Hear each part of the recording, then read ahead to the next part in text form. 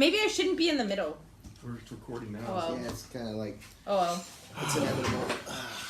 Mostly because I have this in front of me, so they can't see chairs. my cool wrestling shirt.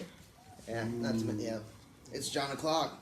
Woo! Anyway, hello and welcome again. You guys gotta scoot in more so you guys aren't cut off. Scoot in. There we go. All right. And this is MidCard Mana. Yes. So I am the loose cannon. We got today... King Williz. It is a royal pleasure. And... Sam Keola, the Wrestling Connoisseur. Alright, and so we're going to do maybe a couple of videos today because there's so much to talk about this week in wrestling that we don't want to give you a 4-hour video. As fun as it would be for us, it would probably be very difficult for all of you to sit through. So what do you guys want to do first? Just run down the news for each of our respective promotions? It doesn't matter, would it? Alright, let's do that first then. Let's shoot it. So... You want me to go first? Please. Since I have the great privilege of covering TNA, GFW, Impact Wrestling, FNL.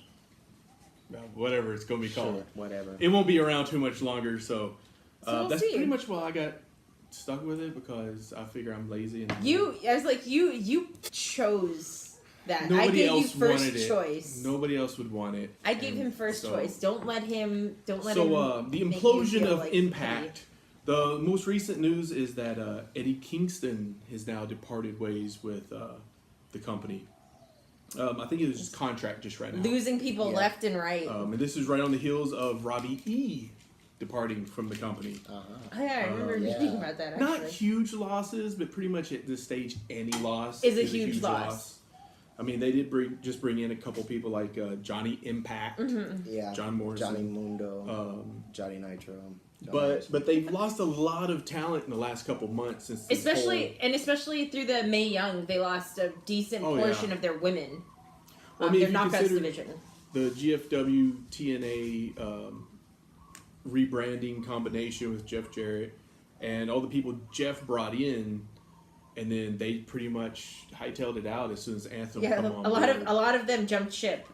One notable tag team they had in GFW for a while was the Bollywood Boys. They're now in WWE, which is also part of the Amped series from GFW that they've been promoting. That has like Rude, the Bollywood Boys, Kurt Hawkins. Who else was somebody else? Oh, Shelton Benjamin, who they've been advertising for I believe next week or something. So, I mean, it's kind of, lowbrow, but I guess maybe it would get a casual viewer if they were flipping stations. It's the little and things. You saw this advertisement, but they also lost Davey Richards recently. He's finishing his medical degree, and he just decided... That's amazing. More upset. I can't believe Davey Richards. He cannot continue to compete on a high level for Impact and pursue this degree.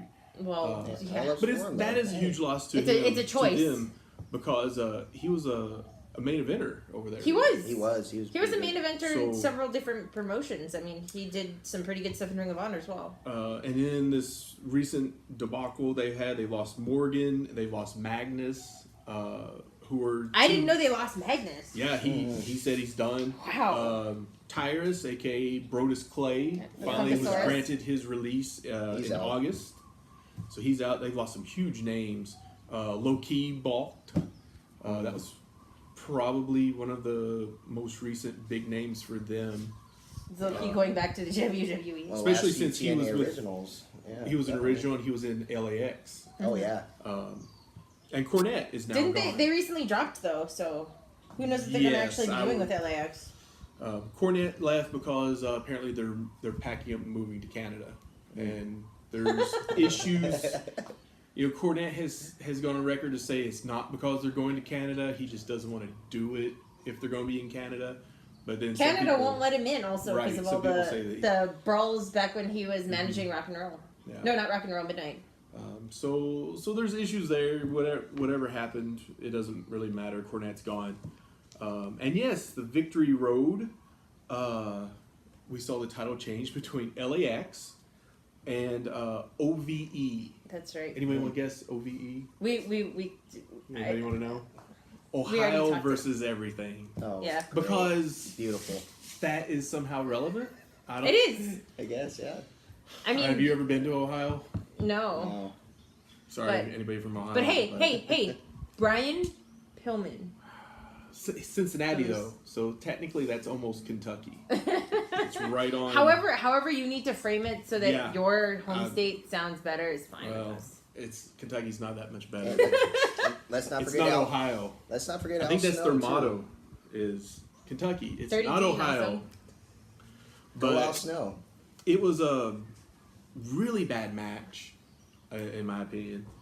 The finish was, I don't know, it was strange. I don't know, this team is like they're trying to be a new Hardy Boys sort of thing. They come out with masks. One has like a devil mask, one has like a Joker mask.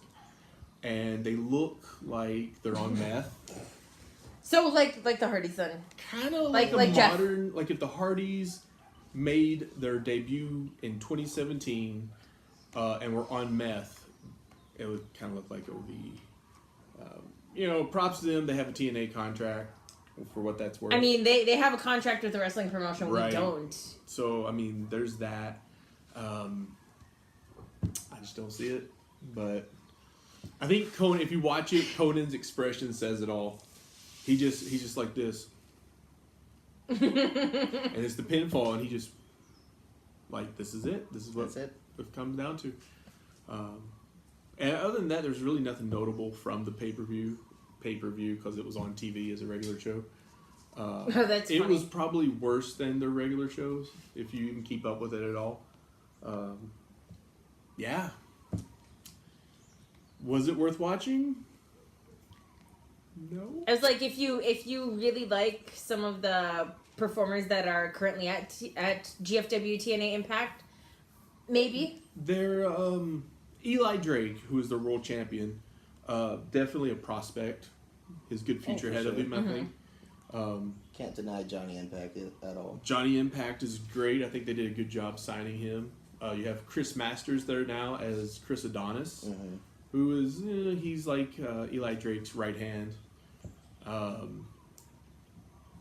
Besides that, I think they just been gutted with talent. Oh, yeah. Deep. Yeah. What's his face is back. P.D. Williams. So that's a plus. That's a big one too. Other than that, I mean, their women's division is probably as thick as the men's, and probably better talented. Oh yeah. I would think so. This is probably the most talented women's Gail division Kim's they've still ever over there. had. His wife also. They have Talia Valkyrie, Taya. Valkyrie, Mm-hmm. and a couple others that are Sienna. really good. Yeah, Rosemary's still with him Rosemary's still there. They didn't have a women's title defense, but they had like a 6-woman tag match. too. Yeah, I remember. Which was kind Kind of poor, but they are very talented. So that's pretty much it with Impact. Alberto El Patron is supposed to return. So yeah, I've heard Bound he's for Glory. yeah. Which apparently they've taped everything up to Bound for Glory right now. So that's kind of So we'll bad see. in a way. I was like, because- we'll see how it actually unfolds, because there's been times, where there's last minute changes that right. at the end of the day they end up not being able to use so much Certain amount of footage yeah. because of the fact that something happened. Now they can't use it. One example is in NXT specifically, after Nakamura dropped the belt to Rude, they had stuff taped for afterwards with Chris Hero coming out and challenging Nakamura, and Right. that ended up not happening because, of course, it Right. was Nakamura and Rude after that. So Huh. We're getting rain. we're getting rain, but hopefully that means that the little flying bugs Yeah, will they're kind of annoying. sort of disperse. There was something else I wanted to touch on, but I can't remember what it was besides El Patron. Oh yeah, not really Impact news, but since it started in Tennessee and everything, Lance Russell recently passed away. He was 91 years old Oh. from Memphis Wrestling. If anybody ever watched USWA or any of that stuff? He was the main voice there. God bless. That's pretty much it. And in slightly related news, there's a new owner to NWA now, Yes, Billy Corgan from Smashing Pumpkins. who you everyone might remember He was with TNA for being with like TNA. a year or two, I Yeah, think. for a little stint, yeah. And tried to buy it, I believe. He did, and it didn't end up panning out. And then Anthem came in, and he went on to the greener pastures of buying NWA. And he has a 20-year plan. A 20-year plan for NWA. So it should be very interesting to see where NWA goes at this point. Hopefully it'll be a success. They may end up buying. Hopefully they'll be a good contender because the name itself already has so much history and prestige with it. Honestly, he could end up buying Impact Wrestling, which would be cool. I'd be fine with that. At least he'd have a TV deal. Yeah. So, yeah, that's your implosion review for Impact. All right, so I'm gonna try and be as quick as possible because there's a lot of things that have happened and a lot of things that will happen soon with New Japan Pro Wrestling. So the last big event they had was Destruction in Kobe, which was on Sunday, September 21st, 2017. They had, they've been starting to integrate a little bit more of their young lions into their, I guess, big pay-per-view sort of type matches to get them that experience. So they had some of the lower card featured some of the young lions, and this coming Saturday, actually, they have their own show, more or less, where all of the people who are contracted as young lions within New Japan Pro Wrestling have more of an opportunity to work with the more seasoned veterans of the promotion and get that experience. So it's pretty cool. Some interesting matches that came out of that were Beretta. So Trent Beretta and Rocky Romero broke up. They're no longer Roppongi Vice. Rocky Romero gave Trent Beretta permission to go on and seek greener pastures and seek out the heavyweight title. So interesting. It'll be interesting. I like Rocky Romero a lot, and I was a really big fan of Roppongi Vice. So I was very sad to read about the fact that they split. But like I said, I've always really liked Rocky Romero more than Trent Beretta. So hopefully this is a good opportunity for Rocky Romero to do more tag team work, and especially maybe help get someone else over with the junior heavyweight tag team titles. Beretta's just not as charismatic. Talented, but yeah, he's not as, Roppongi Vice flashy. Like Roppongi Vice was pretty much Rocky Romero and friend. No disrespect, but it was because he was the one that got that name out there and was so adamant about presenting themselves a certain way so they would get attention. Oh yeah. So I was a big fan of him. Anyway, another big match that came out of that was the main event. It was Kenny Omega versus Juice Robinson. You might remember him as CJ Parker back in NXT. To see who wins the IWGP United States Championship. So of course Kenny Omega retained, but the match was actually the longest of the card. Juice Robinson lasted 32 minutes against Kenny Omega, which is a feat that not a lot of other people have been able to accomplish. He's really grown since he's been in Japan. Oh yeah, he's gotten a lot more of the experience that I think he needed, both as far as building up character and building up just technical ability in the ring. And I think it suits him a lot. So the New Japan Road, which is the Young Lions event. So you do have a Young Lions division, sort of akin to like an NXT developmental, where they're starting to cultivate newer talent. So they've had a couple of shows, maybe 3 or 4 sort of pay-per-view style events with the Young Lions this past year so far.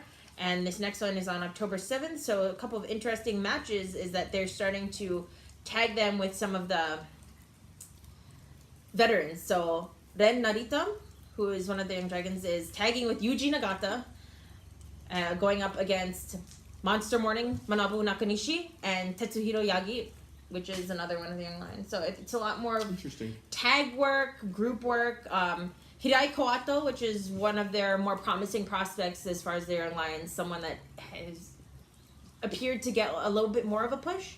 As far as receiving singles matches, he's got a match against Kushida over there, which is probably going to be pretty good. So it's a lot more of the Young Lions stuff.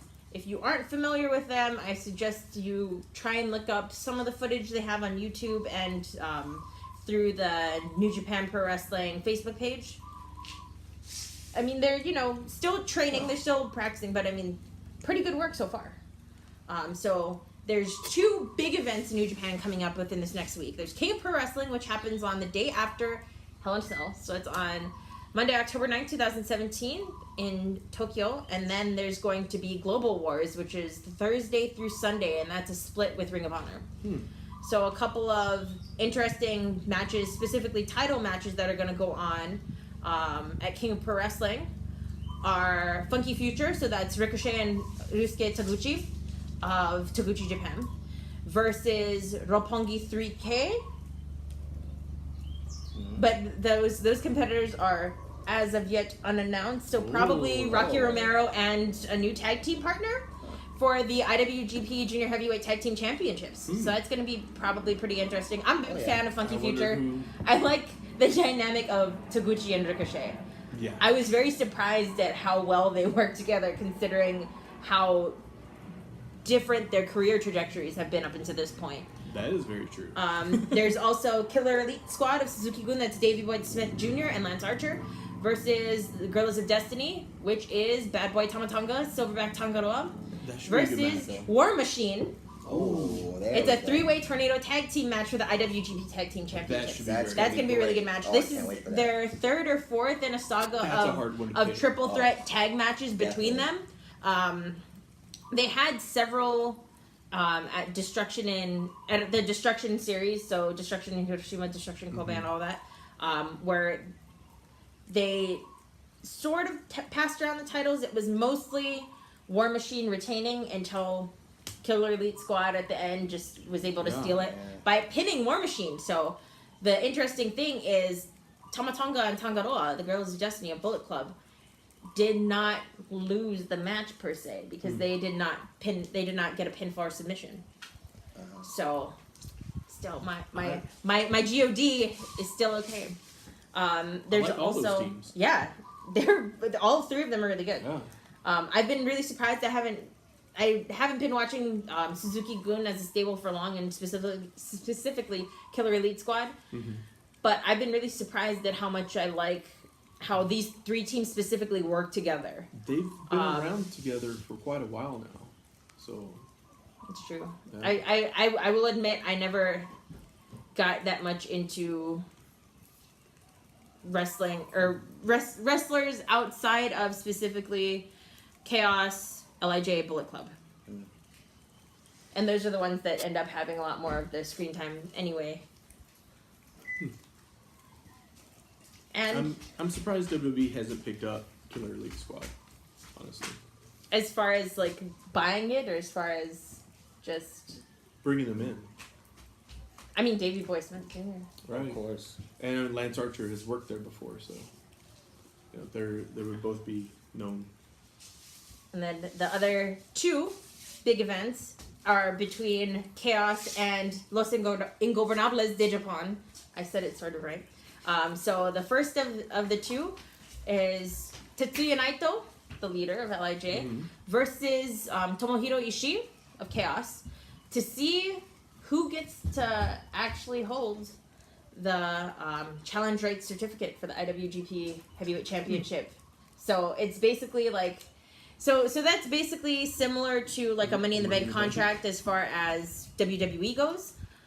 So they're putting it on the line. So if Naito loses, and Naito won it at the G1, which is traditionally how you win it. Right. If he loses this match, he forfeits it to Ishii. Unbelievable. Which is interesting. I'm very surprised that they did that, honestly. That's an interesting twist they got there. Who knows how it's going to work out, but that's going to be a match to watch. And definitely the main event is the match for the IWGP Heavyweight Championship. That's Okada, Kazuchika Okada, the current champion, who is the leader of Chaos, versus Evil. Everything is evil of LIJ. And they've been hyping this match for kind of some time now, so hopefully it'll be a killer one. I can't imagine Okada will drop the belt at all. If he would drop it to someone in LIJ, it wouldn't be Evil. I like Evil. I think he's grown on me a lot over this past year with the G1 and everything. Mm-hmm. Seeing how much he's been built up, because he's been with Bushi and Sanada as sort of like a small subgroup within LIJ for so long that he hasn't really had much of an opportunity to shine singularly. Mm-hmm. So I'm really looking forward to this match because he's got a great look. He's super talented in the ring. I mean, he's got a really natural sort of charisma about him that I'm a big fan of. Pretty much. Yeah, I mean, LIJ is such a small stable that they all have to be really excellent, and they all are. That's another thing for another time, because we can talk about the stables in New Japan. New Japan all day. We could.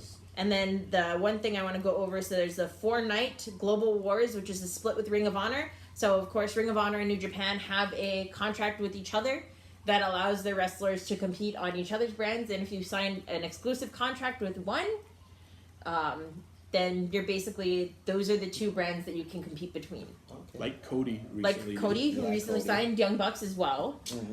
Kenny Omega.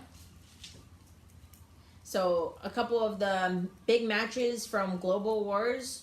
On the first night, they're going to have a bunch of matches with The Addiction and LIJ. There's, of course, some Bullet Club. Hangman Adam Page. We found Hangman. Thank God. He's going to be going up against Kushida.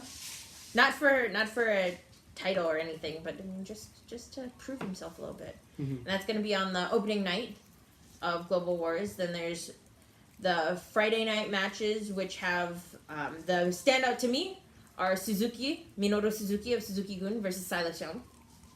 Should be a good match. I mean, any match with Suzuki is pretty good. He's a solid worker still. Yeah, after all these years. Yeah. I've always been a big fan of Minoru Suzuki. There's the Saturday match, which has The Elite, which is, of course, Kenny Omega and the Young Bucks, versus Flip Gordon and the Best Friends. So the Best Friends are Chuck Taylor and Trent Beretta. Oh, great. You can't get better friends than that, really, I guess. I tried to believe it. You probably could. And then the Saturday main event is Cody versus Kushida for the Ring of Honor World Championship belt. For the belt or for the actual Ring of Honor? I mean, both, probably. I think with one goes the other. I just think that's just great. And then finally, I'm going to wrap it up because I know I'm going a little bit longer than everyone else. I'm sorry, guys. So on the Sunday, there's going to be the main event, which is Kenny Omega versus Yoshihashi for the IWGP United States Championship belt. It's going to be a good one. So that's going to be pretty good. Yoshihashi, of course, of Chaos. We haven't really seen him in this big of a position fighting for a belt like this in quite some time. So it's going to be interesting to see Kenny Omega, who's probably right now one of the highest rated wrestlers in the world. In the world, yeah. And see what he can bring out of people. Yeah, that should be a good match. That's New Japan in a nutshell. It's a little bit longer than I expected it to be. Sorry, guys, but I'm going to kick it over to the King. Yeah, going over across the pond now, just going to kill the elephant in the room a little bit. A lot of people talking about WCPW and what's been going on with the What Culture folks over there. Over on the WCPW YouTube page, they just posted up a video recently titled "We Are Defiant," basically covering their last 18 months of history, covering from day one and up until the recent events, from the departure of guys such as Adam Blampied, Adam Pacitti, King Ross, and Sam Driver, the editor of What Culture Stays, them departing and making their own company, which is in development now. So in the same video, they're in talks with changing over, they're doing a whole overload and changing their name over to Defiant Wrestling, which is going to, as they were saying, going to display as the promotion that will help showcase Britain as wrestling's hottest territory. So we'll see how that goes. And then they'll be announcing their first show under the new name titled "We Are Defiant," their first pay-per-view, which is set to air on December 4th on their new Access Defiant on-demand service, and also on the Fight app. So that'll be something to look forward to there. And with the closure of WCPW comes their last pay-per-view, which just happened on the 2nd, which was Refuse to Lose pay-per-view. And as from that event on, and any other WCPW footage from months prior is going to be all transferred over to the new Access Defiant app. And as of December 1st is the official date for that. Nice. And until then, and from December 4th on, they will be announcing a free broadcasting episode on YouTube, just as they've been doing for WCPW Loaded in the past months. So in the last iPay-per-view show, which was Refuse to Lose, they did announce their new general manager in the name of Stu Bennett, aka Wade Barrett. Not related to Mike Bennett or Not the at all. Canales. Mike Canales? Yes. You mean? Yeah. Any of them. It's a different. Yes. We'll go over that later. Let's Please just say he continue. went through his own winds of change. Yeah, so that was he made his first physical appearance on Refuse to Lose since his announcement as official GM from September 30th. And of course, it took place on October 2nd at the Northumbria Students' Union in Newcastle. Saw a few matches, a couple favorites of mine, including the 4-way hardcore title match where Primate defeated Jimmy Havoc, Bad Bones, and BT Gunn. Nice. It was a really good match there. Another note to Johnny Moss, British wrestling legend, over 19 years, had his last match in WCPW against his longtime tag team partner in WCPW in Liam Slater. They held the tag team titles for about 72 days or so until they lost to the Swords of SX. And So he's retiring? yeah, latest news is showing now that Johnny Moss is actually taking up a full-time trainer position at the Performance Center in the WWE as of late. So he just had his last match in ICW as well on the 2nd, which we'll probably get to later on.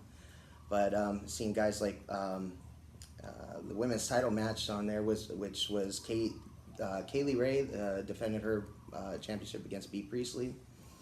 And another nice little nugget, the Magnificent 7 briefcase match that happened. El Ligero was set to face a mystery opponent deemed by then General Manager Adam Blampier, who is no longer with us, unfortunately. Love you, Adam. It turns out the mystery opponent ended up being Marty Scurll. The villain. Villain. And yeah, and in a shocking turn of events, Scurll won. Took the briefcase right from Ligero. And that we'll get into in a little bit too. And then we had Kirby and Gracie and a Kiss My Ass match, which was pretty interesting. And then we get into the main event, which was the WCPW title match, Joe Hendry versus Will Ospreay. And it started out as a one-on-one, very back-and-forth match for about a good 10-12 minutes, and then came Marty with the Magnificent 7 briefcase, turning it into a triple threat match. Ooh. And right at the end, locking Hendry in the chicken wing for the match and the title. Nice. Nice So- swerve. Yeah. Real good swerve, yeah. Pulling Can't up. imagine WWE ever doing that. Really good use, honestly, of injecting Marty Scurll. Yeah. Who has always been a really impressive worker no matter where he goes and has such a great character. Mm-hmm. Yeah. So that covers WCPW in a small little nutshell, and then we got ICW just a little bit. They had taping Fight Club on the 1st in the Garage in Glasgow. A couple matches that happened out of there were we had the 6-man tag match featuring Bad Company, which was Crowbar, Stevie James, and Wolfgang, losing to the Fight Network, which was Kid Fight, Lou King, Sharp, and Krieger. And then go down to matches like impromptu match between Joe Coffey and Echo after Echo interrupted Coffey's public workout for the show. And later on in that night, we had Sabu fight Mikey Whiplash in a nice little hardcore bout. Sabu coming out in the victory and a nice little tidbit in the match. Sabu bringing out the trusty old screwdriver, a nice little gash in Whiplash's head. So, post-match on that, Mikey Whiplash tries to take a kendo stick to Chris Renfrew, who Whiplash has been giving him months of hell, making him his own personal little biatch, if you want to put it that way.